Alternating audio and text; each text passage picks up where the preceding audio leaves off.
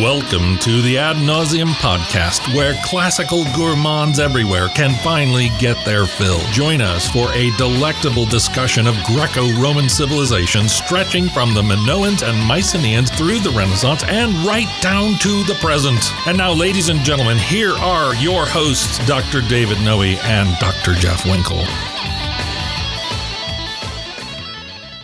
Welcome, listeners, to episode 28 of the Ad Nauseam podcast. My name is Jeff Winkle, and I'm here in the vomitorium, as always, with my good friend and co-host, Dave Noe. How you doing, Dave? I'm doing very well, Jeff. I'm so excited about today's episode. Me too. I'm excited not only because the sun is out shining on the lake. We have a nice, beautiful view here. Spring is in the air. There's a lake next to the vomitorium? There is a lake next to the vomitorium, right? Yeah. Yeah, it's gorgeous. Ekalakos. And but yeah, I'm excited about today's episode as well today. It's a bit of a departure from our usual time here. We're going to take a brief break from the Odyssey. Yes. And welcome our special guest, yes. Dr. Susan Wise Bauer. Yes, it's gonna be great. And what's she talking about today, generally? Talking about a lot of stuff, but her most recent project is on the study of medicine, and she's going to be talking about Hippocrates, the so-called father of medicine in the Western tradition. Absolutely. Yes.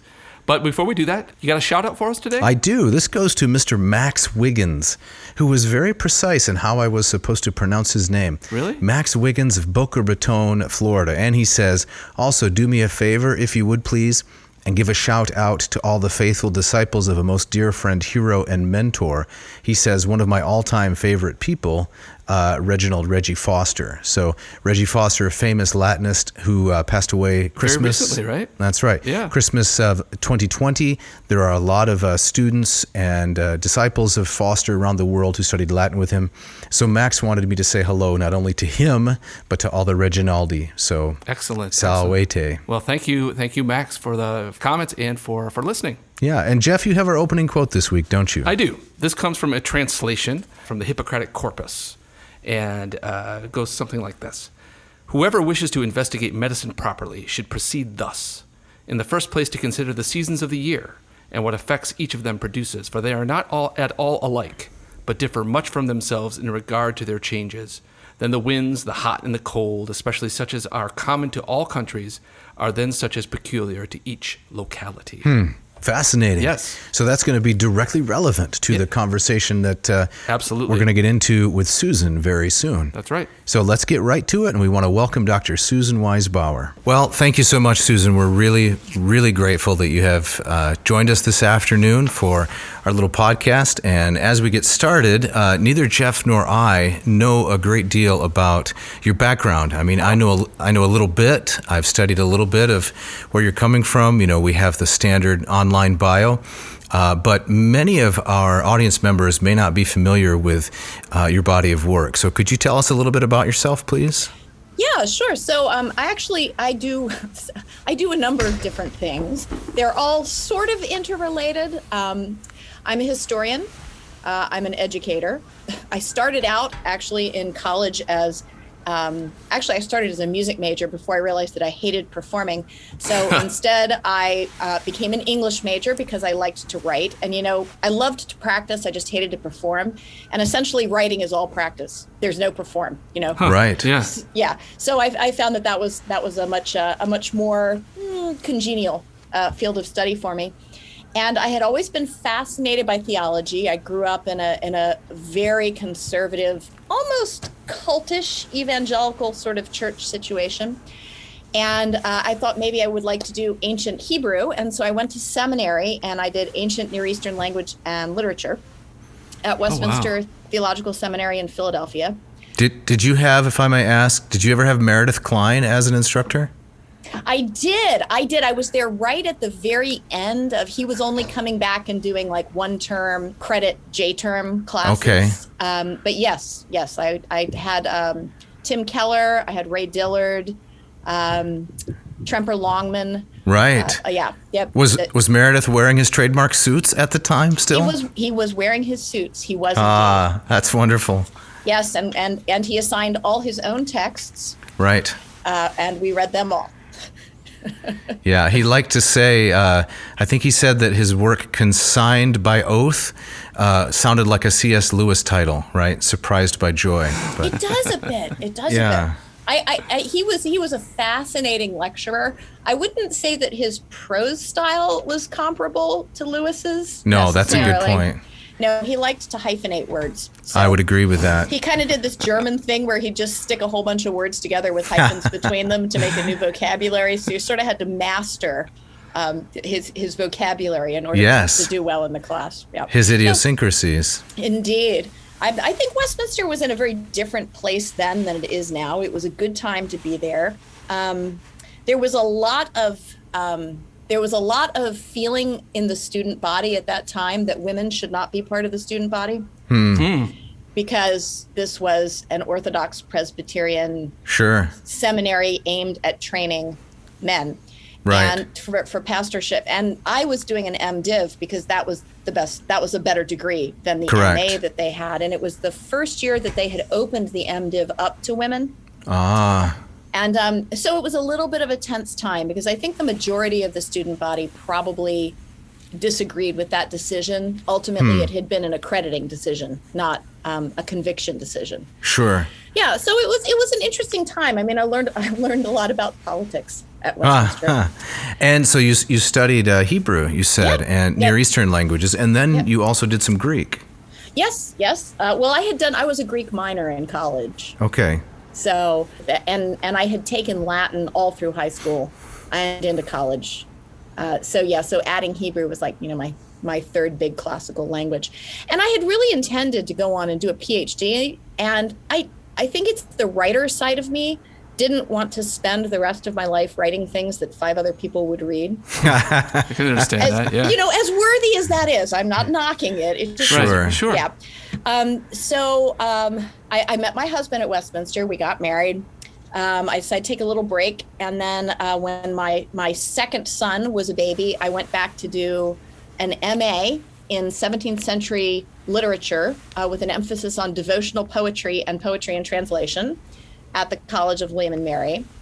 And then from that, I went on to do a PhD in American Studies. At a glance, it sounds kind of like all over the map in terms of chronology and focus. And what kind of connections do you make between them? Like, what led you from study of ancient Hebrew to 17th century devotional poetry to American Studies? Well, the American Studies, I ended up doing the PhD in American Studies. I had a major concentration in the history of American religion. Mm-hmm. So I really think that what tied all of this together was my interest in theology. Okay. And my interest in languages. I mean, the MA really focused on, when I say it was devotional poetry and translation, my project was on translations of the 23rd Psalm, which were actually directed at kings or other people in power rather than at God. How these Psalms were reworked to turn them into something else. Interesting. So I think that's what ties it all together. Just an intense interest in words, an intense interest in how people use those words to either communicate with God or to pretend they're communicating with God while actually doing something much more human. And that continues to be a fascination of mine.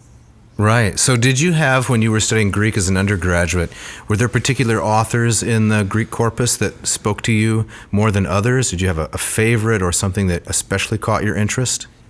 Hey, I'm going to be honest with you. All right. We used to say this in seminary, that you either like Greek or you like Hebrew, but almost nobody likes both of them. I see where this is going. I never really enjoyed Greek. Oh, Susan, I'm so sorry. Breaking my heart. I loved Hebrew so much. I loved Hebrew so much that my Hebrew professor, Alan Groves, he's been dead now for a number of years, but what a wonderful, we had Alan Groves and Bruce Walke. I don't know if you're familiar with these guys. Yes, I know Bruce Walke. Yes, everybody knows Bruce Walke. And they used to have this every year. There was one day that they called it the Day of the Champion, where one person was elected to take the quiz for the test for the entire class, and everybody got the grade that the champion got on that test. Wow. Right, no pressure, huh? Yeah. So I was elected, and I was the class champion, which I don't think a woman had ever done that before. But that was just because I loved Hebrew so much. Oh, that's wonderful. I endured Greek. Well, I've been studying Hebrew poorly for about a decade, and I would be in the other camp. Yes. I just love Greek, but I've said this before on air. I think, in the words of Saint Jerome, Hebrew is a broken-winded language. No. No. So let me tell you. So if you have to go backwards a bit. But when I did my senior seminars, I was able to also study Akkadian, which again, just fascinating, and I was able to write out Genesis 1:1 in the actual lettering that probably would have been used when that was first physically set down. Yeah.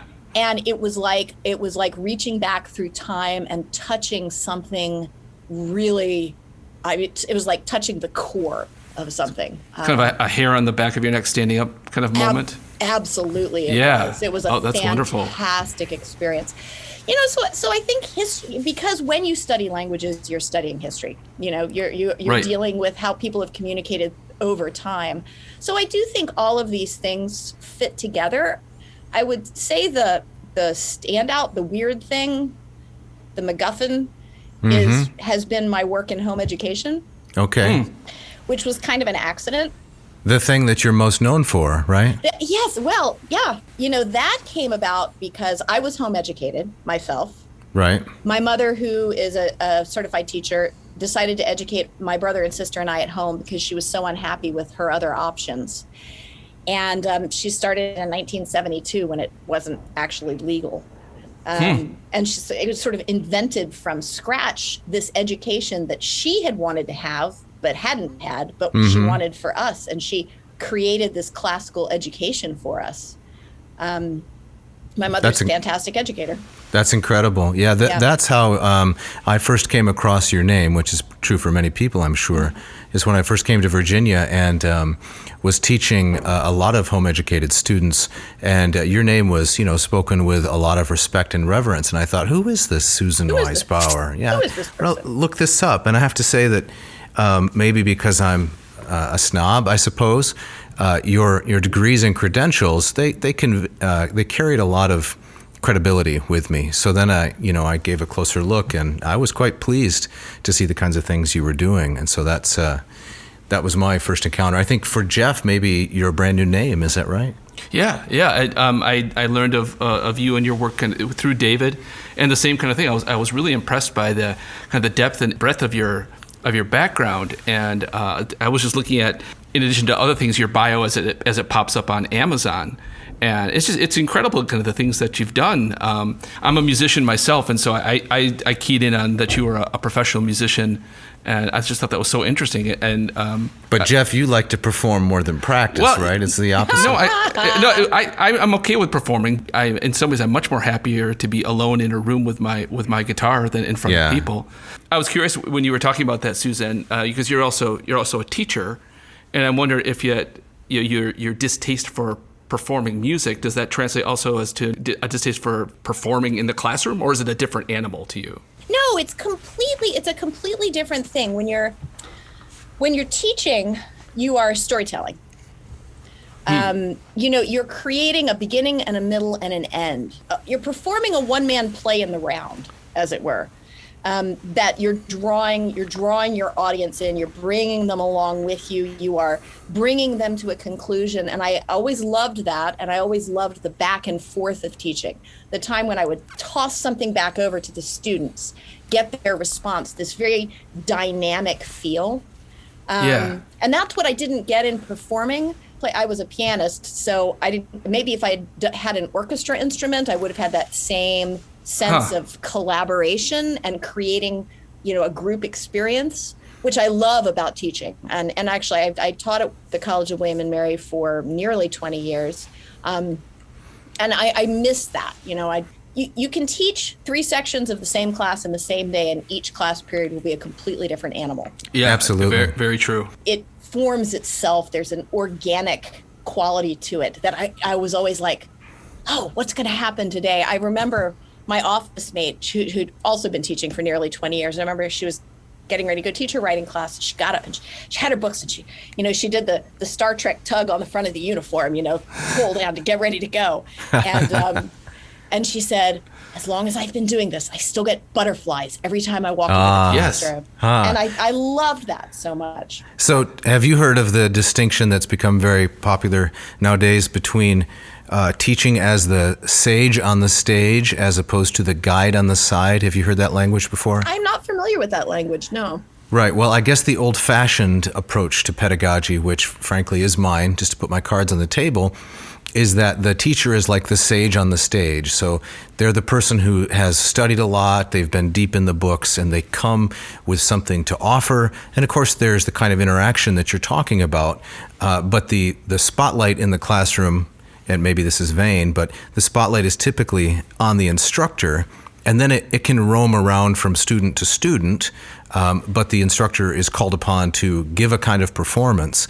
Now, the other expression, the guide on the side, is that the teacher presents herself or himself as another learner and comes alongside the student in a more of a joint venture. And I think the second one is far more popular right now, but I'm a bit at a loss as to, if either is preferable. I wonder if you had an opinion. When you're doing not like TED Talks, but you're doing classroom teaching where you're with the same group of students, for an extended period of time, I think you go back and forth between these two, sometimes even back and forth in the same session. Sure. I don't think there's a bright line of distinction necessarily between them. I think if you're sensitive to what you're doing and you're sensitive to your students' reactions, you're going to flip back and forth as the material and their reactions dictate. Yeah, I think that's exactly right. I kind of view it more like catechizing in some ways. You set out a certain amount of information, then you solicit the student's response, and then the next question or presentation has to be grounded in what their response was. So there's a sense of development throughout the time together. I think one of the things that, and if I can speak for David, the one of the things that I think frustrates both David and I is that I think a lot of the language in my institution is about, they always say, flipping the classroom. And so in ways the students become the teacher and the teacher becomes the learner, as a way of kind of erasing that the distance between professor and student, which I guess in some ways is admirable, but in some ways that it could have also takes away from the fact that these professors are there because they have an expertise and they have a grounding in these things. They know a lot more about this than the students do, and so I think sometimes that I'm frustrated in which the way that pendulum is often kind of swung too far in the other direction. Well, I mean, we are in an age of an increasing disregard for expertise. Yes. And that pendulum, too, will eventually start to swing back in the other direction, but I don't think we're at the end of the arc yet. Could you tell me what year that's going to happen? Because I know. I'd like to be prepared. I have some ideas I'd like to have at the ready. It's been really fascinating. One of the sort of side effects of becoming known for home education, and I just to quickly sort of finish up that particular story arc. My mother home educated us. I wanted to home educate my kids. I have 4. They're now 29, 27, 24, and 20. Wow. I've got only one still in college. And I wanted to home educate them. And so my mother and I put together this outline for what we wanted to do with them, both of us together over 12 years, because I'm sort of a linear thinker. So I was like, let's plan out all 12 years at once when my oldest was 5 years old. And that became the outline of the book, The Well-Trained Mind, A Guide to Classical Education at Home, which I think has gone through now 4 editions. Yes. Every 6-7 years, we update all of the resources and add, new material to it. Right. So that book, okay, so I have to tell you, you'll appreciate this story. I have to tell you the story about how this book got published. So I had published a couple of novels, and I had an agent. And I told him that I was putting this together. My agent and I were about the same age, and we had kids about the same age. And I told him that we were putting this outline together. He had kids in the New York City public school system, and he said, boy, I'd really like to see that. So I sent it to him, and he called me back, and he said, this would be a fantastic book. Have you thought about turning it into a book proposal? Well, I'm a writer. That's what I do. So I was like, sure, I'll turn it into a book proposal. Sent it back to him, and he sent it around. So he calls me up. He says, so I have really, really good news. W.W. Norton, they do the big classroom anthologies. is interested in publishing this as a book. And, they're a great firm because they're independent. They're actually not owned by a conglomerate. They kind of go against the grain a little bit academically. I think you should talk to them about it. And I said, sure. And he said, well, so here's the catch. They want you to come up to New York so that they can eyeball you first. And I said, okay. I guess that's better than nosing you, right? Or I guess something like that. He said they're just afraid you're going to be too weird to promote successfully. Because, there's the whole, your husband's a minister and you live on a farm and you're homeschooling. And, they think that you're probably Bible beaters and they might not get along with you. And I said, okay, are they going to pay for it? He said, no. So we had a big family conference and, my mother and I decided we're going to go to New York. She had never been. So I'd only been a couple of times at that point. So, we bought clothes and we went to New York. And I was actually 9 months pregnant with my youngest at the time. Oh my gosh. 8.5 months pregnant. It was quite the outing. Susan in the Big Apple, right? Oh my goodness. Yeah, I felt like one too. So no, seriously, being 8.5 months pregnant in Manhattan makes you feel like the wall of China you can be seeing in space.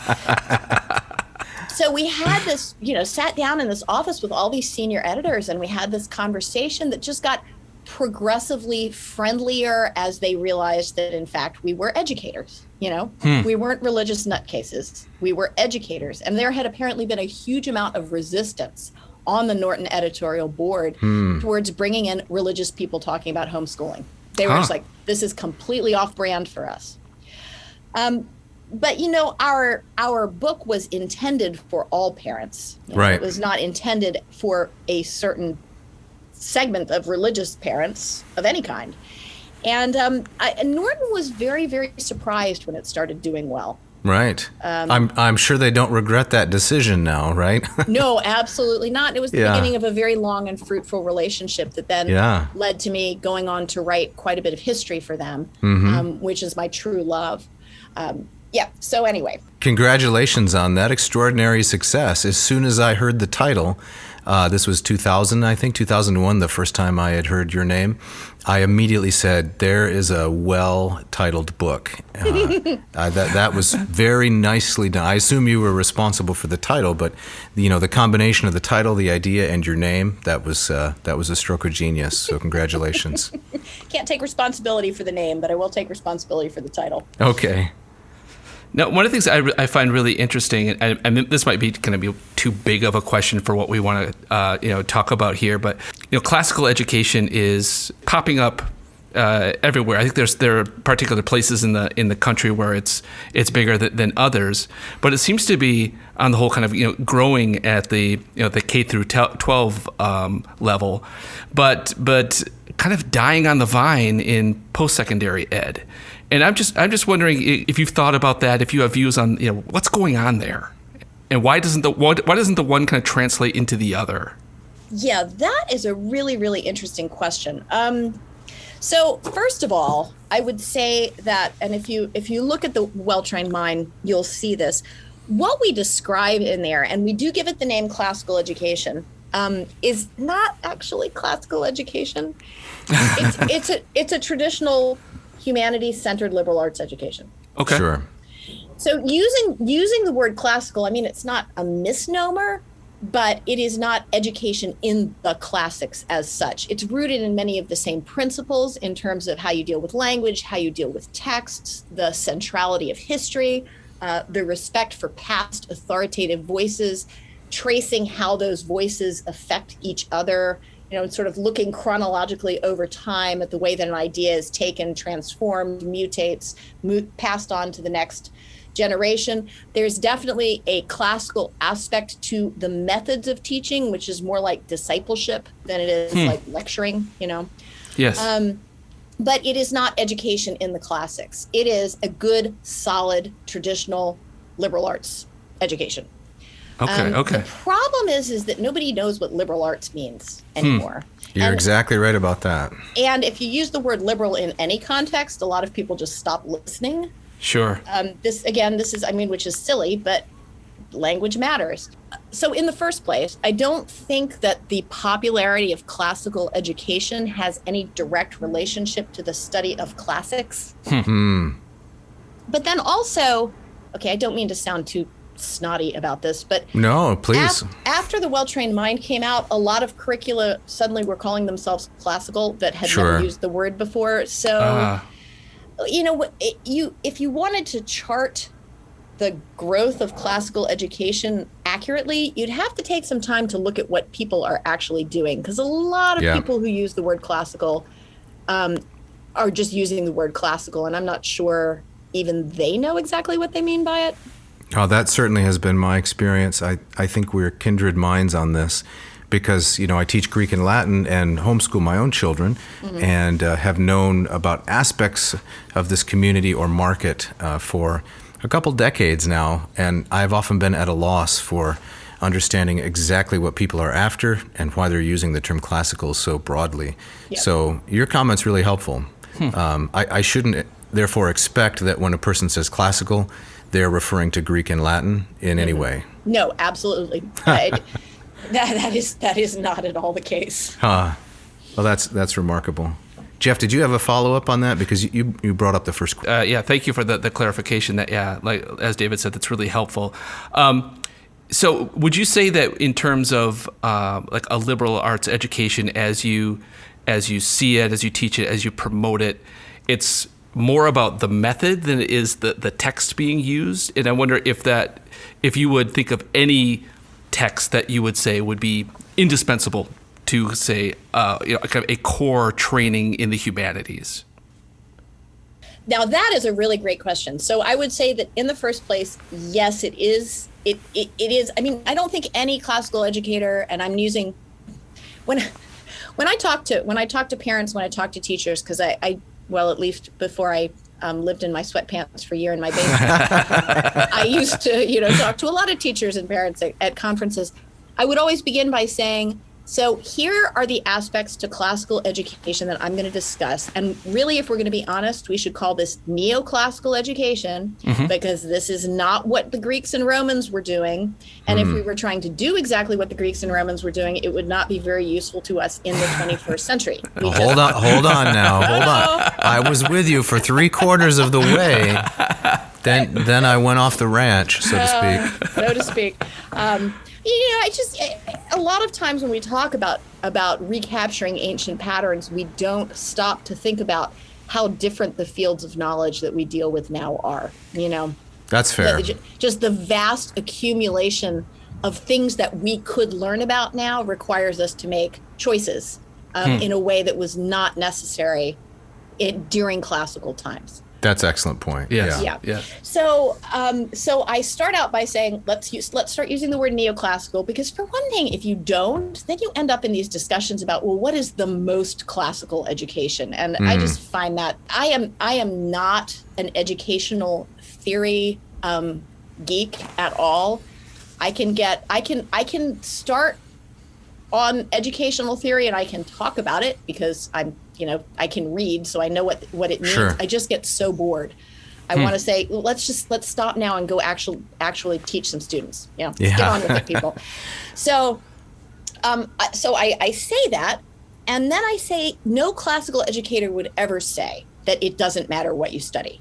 Right. Okay. This is not a content-free method here. The content is vitally important. So it's not like Dewey, for example. No, exactly. On the other hand, it's also not like the E.D. Hirsch, what your 5th grader should know, what your 6th grader should know, what your 7th grader should know model, which says, in order to be an educated person, here is the body of knowledge you must master. I do not think that is compatible with the classical mindset, because the classical mindset is about asking, exploration, finding the question that hasn't been asked yet. It is about teaching minds to not settle for simply received information, but to say, what hasn't yet been explored? What hasn't yet been asked? You look at Aristotle, who, by the way, would not necessarily be on my list of, texts that you must read in order to be an educated human being. There we go again, Susan. But at least you have to know what he was doing. This is why I think Aristotle ranks higher in my pantheon than Plato. Aristotle was the one who, for the first time, said, "Why do things change?"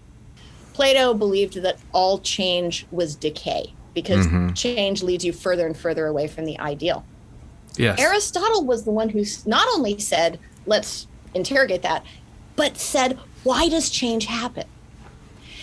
Why does a kitten become a cat? Why does a seed become a tree? What is the mechanism there? Now, that to me is just the most shining example of what it means to be classically educated. To have a firm enough grasp of what people who came before you have said, to find the hole, to find the gap, to find the place where they didn't ask the question. Plato never said, why do things change? And what does that change mean? Right. And so for Aristotle to make change really be the center of his philosophy meant that he opened the door to science. We would not have science if it were not for Aristotle. Right. Right. We wouldn't have evolution if it weren't for Aristotle. We wouldn't have Darwinism if it weren't for Aristotle. There are so many things that would not have happened if he had not asked that question. So if that is what a classical education brings, then we can't ever reduce it to a set of information that has to be mastered. That's an excellent point. That's really well said. I don't want to cut you off. The famous painting, I like to use this to illustrate what you're talking about, the difference between Plato and Aristotle. Raphael's The School of Athens with Plato and Aristotle in the middle, and Plato is on the viewer's left, pointing up toward the sky, right? Look at the forms. Aristotle is on the viewer's right, kind of palming a basketball, but pointing down to the earth, right? Yeah. Examine, study, look at what's going on down here. Yeah. And that's often a helpful image. Yeah, I've also thought that if you're to go back in time, you to pick one of those two guys to hang out with, you're going to hang out with Aristotle. Oh, absolutely. I have your bio pinned up here on our board here, Susan, and you're way more like Aristotle than Plato, just in terms of the various things that you're interested in and have done. And but yeah, I mean, if you're going to go grab a drink with somebody, Aristotle over Plato any day. Yeah, the most brilliant biologist ever to write on literature. Exactly right. Right. And our conversation with Susan will continue after we hear from our sponsors.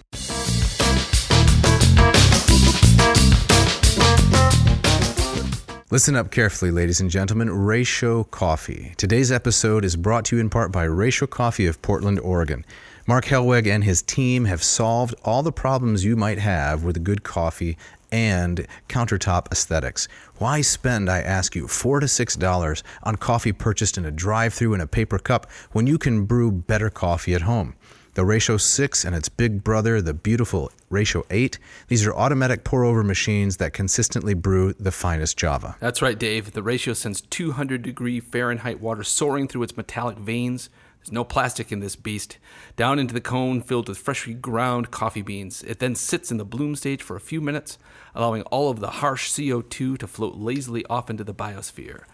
Then it is deposited in the hand-blown borosilicate glass or stainless steel carafe. No bitterness, no burned flavor, no brackish tang, just consistent sweet coffee. We're going to keep the brackish tang out of it once again. We're as far away as possible. Okay, all right. So listen up, all of you lovers of coffee. Go to ratiocoffee.com right now and get a 15% exclusive discount on the Ratio 6. Enter special code ANCO for 15% off the Ratio 6. That's ratiocoffee.com. Check it out today. Today's episode is also brought to you by the good people at Ad Astra Coffee Roasters of Hillsdale, Michigan. To the stars with great coffee. That's right, Jeff. Patrick Whalen and his crew down there in South Central Michigan, they roast some delicious beans. Indeed they do, Dave. The poetry series featuring Stevens, Rilke, and Wordsworth, plus the Las Lajas Microlot and Tenebris. These are extraordinary blends. Oh, I love the Tenebris, the dark shadows of coffee. That really hits me. That's my favorite. Yep. Yeah, listeners, if you haven't checked out their website, you should take a look how they roast the beans in an old-fashioned way. And all of their beans rate 84 or higher on the 100-point coffee grading scale. That's good, right? You give out a lot of B's, don't you, Winkle? I do all the time. Yeah. Yeah, exactly. All right. So but the 84 on their scale, this is an A. This is well above average. Well This is above. great stuff. So what should they do to get some deals as Ad Nauseam listeners? Well, they go to adastraroasters.com, adastra, A-D-A-S-T-R-A, roasters.com, and check out everything they have to offer there. You get 10% off by entering the code ANAA in the coupon code box, and you can also sign up for their monthly subscription. Check it out. This episode of Ad Nauseam is brought to you by Hackett Publishing. Since 1972, Hackett has been setting the standard for affordable, high-quality translations in the field of classics, as well as many other areas of the humanities. Dave, what do you like about Hackett's stuff? I think they have some incredibly fine translations. They're idiomatic without sacrificing accuracy. They cover a wide range of authors, both ancient and early modern. I've often used Descartes in the philosophy class I've been able to teach once in a while, or the translation of the Republic. We've featured Stanley Lombardo's excellent Odyssey translation on the last few episodes, and I especially love the Lingua Latina per se illustrata series written by Hans Orberg. Excellent stuff. Excellent, and that's a text hopefully we're going to be talking about in an episode coming up. That's right, in the future when we unload on various Latin curricula. Sounds great. So what can our AN listeners get from Hackett? What special deal? I'm so glad you asked, Jeff. They need to go to hackettpublishing.com, Hackett. Check out what they have there. If you're John Dacre, you should go there especially, Hackett. Enter the code AN2021 in the box, which asks for the coupon code, and you will get 20% off plus free shipping. 20% and free shipping. That's a great deal. Don't hesitate.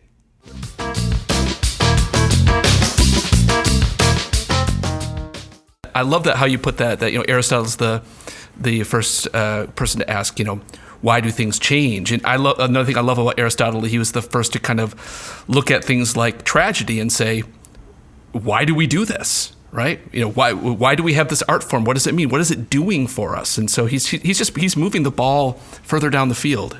Yeah. So shall we talk about Hippocrates today, which is one of your burgeoning or perhaps longtime interests? I wouldn't say that it's even Hippocrates so much, although I'm fascinated by the Hippocratic method, which I'll talk about in a minute. But my whole interest in Hippocrates and medicine generally, I grew up in a medical family. My father ran an ER for 40 years. And I've just always been fascinated by how medical practice develops. But what happened was, just briefly, sorry, there's a bit of a chronology here. After we published The Well-Trained Mind, one of the things that we couldn't find was a narrative world history for kids. They were all sort of encyclopedic, or they were just American histories, or I couldn't find a good narrative world history. And so I thought, well, I'll write one. So I wrote a 4-volume world history series. It's called The Story of the World. And I asked Norton, who had published The Well-Trained Mind, if they would publish it. And they said, well, we don't really do kids books, but why don't you form your own publishing company and we'll distribute it for you. Oh, wow. So we did. So we founded a publishing company. It was originally named Peace Hill Press because the farm where I live, the family farm, is Peace Hill.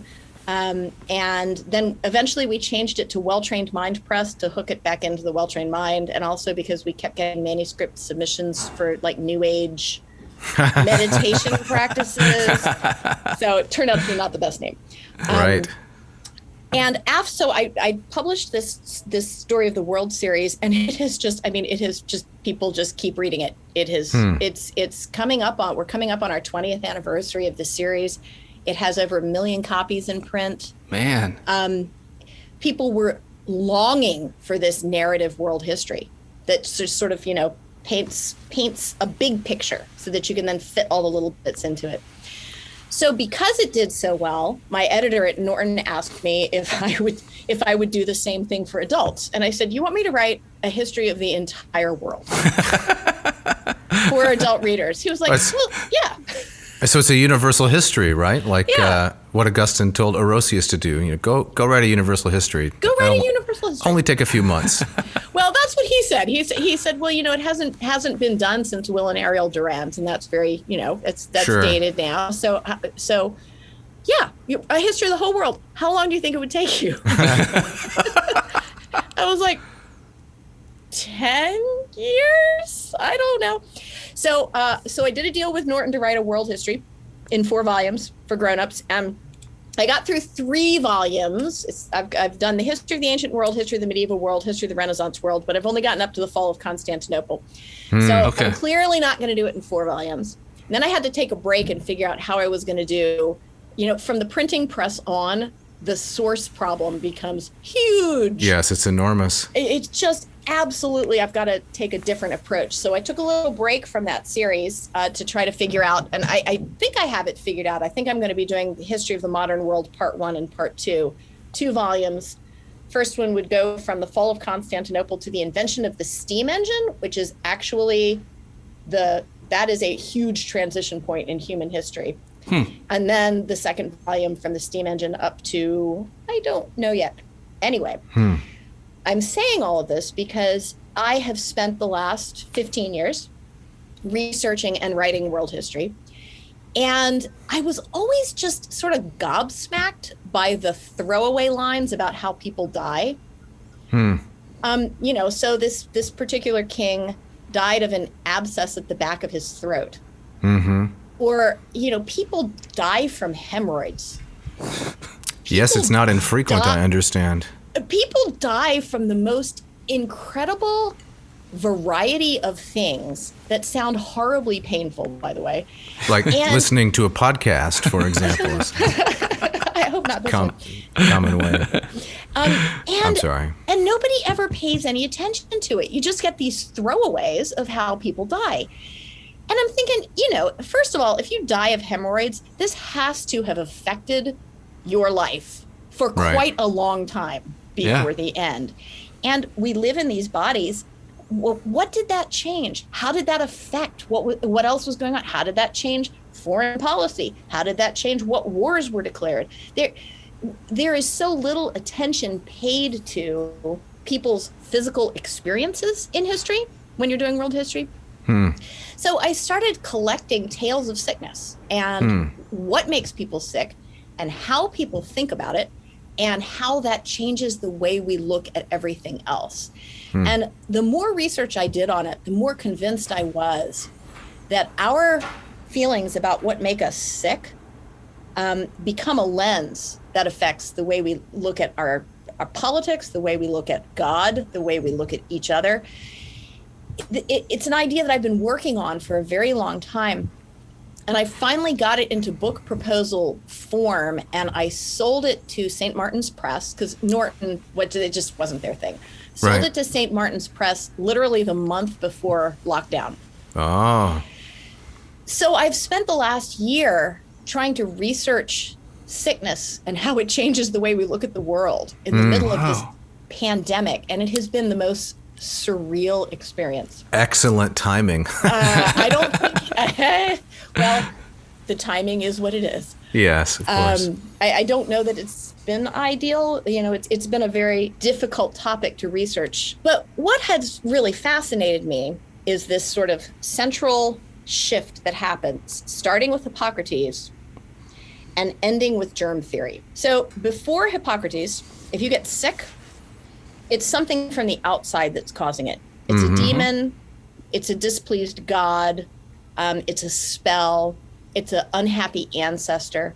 It's something from the outside that is coming in and making you sick. And that actually has a name. It's called the disease entity model. Okay. Disease is a thing. You can identify it. It's like, you can put your hands on it. You can isolate it, and you can do something about it. Right. You can drive it out. Hippocrates comes along and, airs waters and places, this sort of seminal Hippocratic text says, no. There is no such thing as disease. So in Hippocratic medicine, there is no such thing as a disease. There are sick people. And the reason why you're sick is because your body is interacting with this whole variety of physical factors around you in a way that is unbalancing it and making it to be unwell. So does this become the theory of the humors then? Yes. Yeah, okay.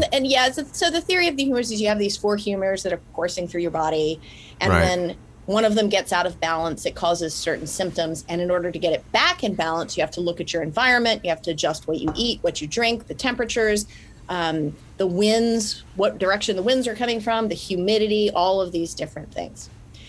So in this way of looking at sickness, which lasts until 1890 something.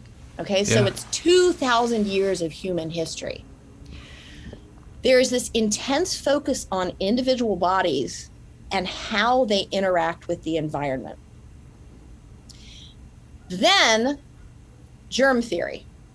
We have, there are a series of names associated with this: Lister, Pasteur, right? All of these guys, these late 19th century guys, partly related to an improvement in lab techniques so that you can start to isolate microbes.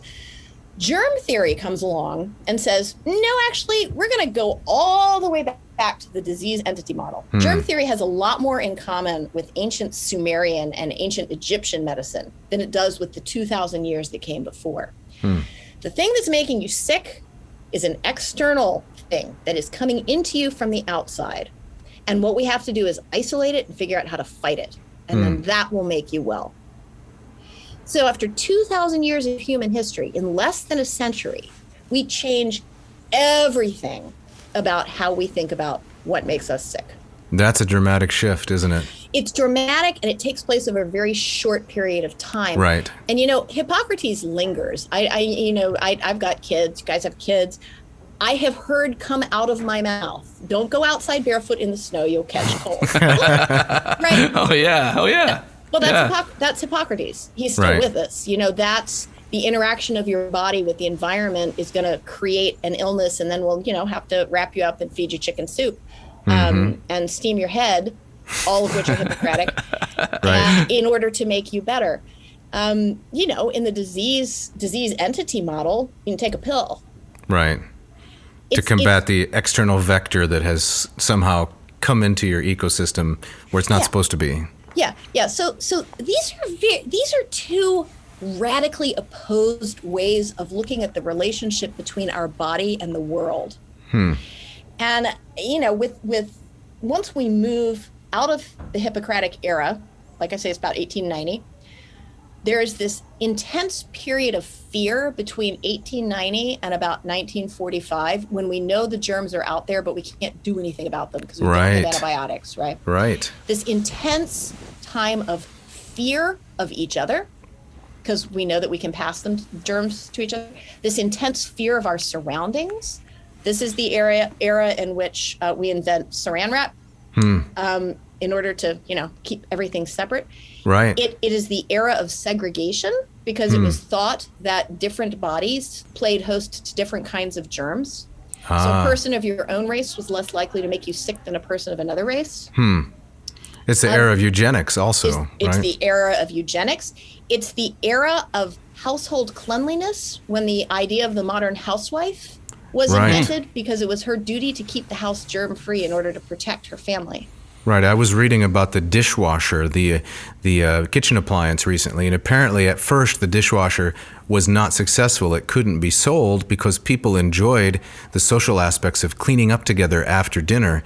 But you probably know this anecdote, but it wasn't until the manufacturers convinced people that a machine washing dishes was more sanitary than doing it yourself that suddenly it took off very rapidly. Yeah, this period between the discovery of germs and the invention of antibiotics is really the foundation for a lot of what we think of as normal modern life. Paper plates, styrofoam cups, those little individual pop and sip communion things. Right. Yeah. Those were invented in the 1920s so that people wouldn't pass germs to each other. There's so many things that changed that then we don't go back and rethink them necessarily and say, why are we doing this? Where did this come from? Do you think there'll be like a Hegelian synthesis between the two different models at some point, or are people already suggesting that kind of thing? It's both the disease entity model and the humors model that both have to be paid attention to? There's been a little bit of a move back towards it. So any sort of whole body wholeness, wellness movements, intense focus on diet, focus on environment. I think we have seen attempts to move back and recapture some of the more holistic aspects of Hippocratic medicine, an acknowledgement that antibiotics won't fix everything. But we have a very powerful and well-funded pharmaceutical industry in the West, which has, a vested interest in labeling sort of whole body wellness as kooky. Right. And it doesn't help that a lot of the very vocal people who are practicing various aspects of whole body wellness actively reject pharmaceuticals, vaccines, for example. Yes. Right. So right now we've got, as in so many other areas of American life, at least, we've got two pretty well-defined sides that are unwilling to listen to each other. Well, we'll see what happens next year. We'll see what happens with the vaccine. If the COVID vaccine does indeed, tamp down the pandemic and make it possible to resume normal life, then the pharmaceutical industry is going to do a big old victory lap. If vaccine injuries start popping up more frequently, then it's going to have the opposite effect. But I don't know that that's going to promote whole body wellness so much as entrench people in the rejection, not the embrace of whole body wellness, but the rejection of pharmaceuticals, which is not quite the same thing. So I think we're still very much in the middle of that. Right. It'll be probably bias of selection, right? The kind of evidence that either proves or disproves the positions people already hold, unfortunately. Yeah, I would say so, yes. So all of this work on, the disease entity model and so forth that you're doing, this is coming out in a book, correct? And what's the timeline and the prospects for that, if we may ask? The manuscript was supposed to be done in May, which is not going to happen, as is typical for a big project. I'm hoping to have the manuscript in by fall so that it will be out in 2022. Working title is Blood, Bones, and Breath. Breath was the third Breath, one? yes. Excellent. I don't think that. Yes, I don't. I'm not crazy about that. That's the publisher's vote, so we'll see what it ends up with. My working title for it, this isn't a great title either, but it works for me, is Black Box. Because that's what the body was for so many centuries. You do. I mean, Hippocratic medicine does all of these things to try to make the body better without having any idea what's actually going on in there. Yes. So, kind of similar to Darwin's view of the cell, apparently, that it was an albuminous lump, right? It was just, nobody knew exactly what it was. But. And then magic happens. Correct. Yeah. Susan, would you say that one of the things about Hippocrates is that we don't know a lot about him, right? In terms of his biography, and his first biography pops up during the Roman era. Does Hippocratic ideas about medicine and disease really hold sway, kind of all up until like the 19th century, as you were saying, in the way that Aristotle's view of the cosmos held sway until Copernicus and Galileo come along, or are there kind of incremental gains and changes with guys like Galen and Celsus? Well, I mean, I think Celsus is mostly, in my opinion, an encyclopedist, which is great. I mean, it's very useful for us, but he was a collector, not an innovator. I mean, I think you have more innovation when we get to Galen, which is that Hippocratic medicine was really focused on environment and diet, and not the Hippocratic tradition until Galen didn't do all that much with drugs. It was more about the things that you do in your natural daily life, adjusting those. So I think what Galen really brings to the equation is a much more focused attention to what particular, herbal compounds and sort of what we might think of as artificially produced drugs, combinations not necessarily found in nature, how that can add and how that can help the body. And I think it's an important step forward because pure Hippocratic medicine is all about restoring the natural balance. So you only are going to use natural elements. Yeah. The Hippocratic oath for the physician, where at first do no harm, that's what that means. Your job is to stand by and let nature do its job without messing with it too much. Right. Yeah. Right. It doesn't actually mean don't kill. It does mean don't kill people, but the idea is you're holding nature's hand. You're not getting in there and messing with it. Right. And Galen actually in a way is a departure from first do no harm. Galen is first, darn it, let's figure out this anatomy and use some drugs. Yeah. So, but he's still working in a Hippocratic framework. Gotcha. You still don't have a disease entity. And with Galen, still you see what persists until the 19th century, which is that there's still no such thing as a disease. Tuberculosis can turn into typhoid fever. Smallpox can turn into something else, depending on the interactions of the body with the environment around it. Yeah. So that doesn't change. Which could be viewed, I suppose, sympathetically as similar to a precedent theory for mutation of viruses and such, even though I'm sure it's scientifically inaccurate, but a way to salvage the idea. Well, or not. I mean, the difference between Hippocratic medicine, by which I do mean everything up until the 1880s, 1890s, and what we do now is there's a lot more. Hippocratic medicine is a lot more humane. It's a lot more human because it actually matters who your patient is. Your patient is never a number. Right. Yeah. You have to actually listen to your patient. You have to pay attention to their habits. You have to pay attention to who they are and what they do. And with the disease entity model, none of that matters. It's a germ. We know what to do about it. Yeah. It doesn't matter who you are. Right. Descartes must have played a large role in this. It probably goes beyond what we can talk about today, but the body as a machine with all these inner mechanisms, he must play a part in this, in going toward the disease entity model and away from Hippocrates. I'm not sure, to tell you the truth. I mean, certainly Descartes' always important. Certainly he encouraged the impulse to look outside the body at what else there was. Right? But of the direct relationship, I'm not sure. That's actually something I've still got to do quite a bit of work on. Well, we want to be respectful of your time this afternoon, Susan, and so we should probably look to wrapping up pretty soon here. But one question we both had, in an earlier email, our first communication, you talked about lambing season. And yes. I mean, we'd be just thrilled to hear a little bit about how that's coming, whether it's wrapped up, and what are some of the particular literary challenges of lambing, if there are any.